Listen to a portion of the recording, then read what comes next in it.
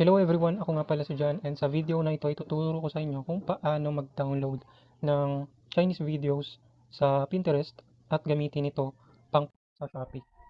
No? So kung wala ka pang idea kung paano gumawa ng original videos, pwede kang gumamit ng mga Chinese videos na kinukuha sa Pinterest at gamitin ito pang promote sa Shopee Affiliate Program.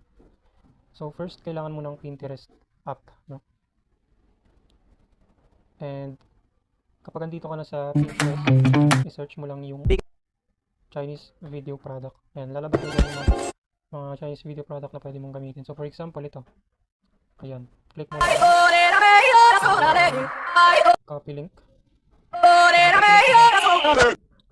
Punta ka sa PinGrab, no? Kailangan mo itong i-download sa Google Play Store. At pag nasa PinGrab ka na, i-paste mo lang. Ayan. And tap download.